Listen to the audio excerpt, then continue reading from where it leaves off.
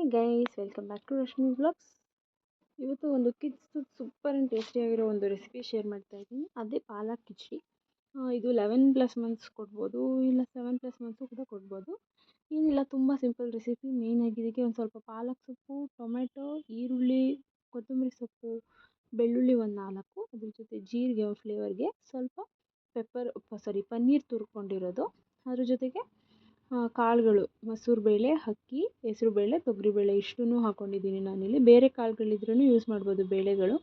ಅದಿಷ್ಟು ತೊಳ್ಕೊಂಡು ಒಂದು ಸೈಡಲ್ಲಿ ಇಟ್ಕೊಳ್ಳೋಣ. ಈಗ ಪ್ಯಾನ್ ತೊಗೊಂಡು ಪ್ಯಾನ್ಗೆ ಒಂದು ಸ್ವಲ್ಪ ಎಣ್ಣೆ, ಒಂದು ಸ್ವಲ್ಪ ತುಪ್ಪ ಎರಡು ಹಾಕ್ಕೊಳ್ಳೋಣ.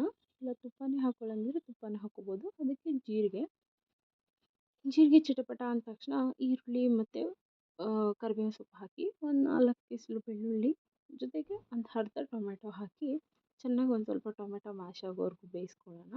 ಅದಾದಮೇಲೆ ಅದಕ್ಕೆ ಪಾಲಕ್ ಸೊಪ್ಪು, ಕೊತ್ತಂಬರಿ ಸೊಪ್ಪು ಹಾಕಿ ಚೆನ್ನಾಗಿ ಮಿಕ್ಸ್ ಮಾಡ್ಕೋಬೇಕು. ಅದಾದಮೇಲೆ ಅದು ಸ್ವಲ್ಪ ಇದಾದಮೇಲೆ ಅದಕ್ಕೆ ಉಪ್ಪು, ಪೆಪ್ಪರ್ ಪೌಡ್ರ್ 2 ಹಾಕ್ಕೋಬೇಕು. ಅದು ಹಾಕ್ಕೊಂಡು ಚೆನ್ನಾಗಿ ಮಿಕ್ಸ್ ಮಾಡ್ಕೊಳ್ಳೋದು. ಉಪ್ಪು ಪೆಪ್ಪರ್ ಎಲ್ಲ ಇದಾಗಂಗೆ ಒಂಚೂರು ಅರಿಶಿನ.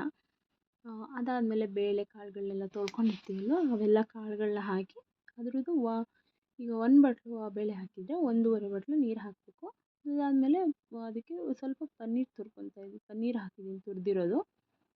ಅದಕ್ಕೆ ನೀರು ಹಾಕಿ ಚೆನ್ನಾಗಿ ಮಿಕ್ಸ್ ಮಾಡಿಕೊಂಡು ವಿಷಲ್ ಕೂಗಿಸ್ಬೇಕು. ಒಂದು ಕುಕ್ಕರ್ ಮುಚ್ಕೊಂಡು ಒಂದು 4 ವಿಷಲ್ ಕೂಗಿಸ್ಕೊಂಡ್ರೆ ಚೆನ್ನಾಗಿರೋ ಪಾಲಕ್ ಕಿಚಡಿ ರೆಡಿಯಾಗಿ ಹೋಗ್ಬಿಡುತ್ತೆ. ಸಿಂಪಲ್ ಆ್ಯಂಡ್ ಈಸಿ ರೆಸಿಪಿ, ತುಂಬ ಚೆನ್ನಾಗಿರುತ್ತೆ.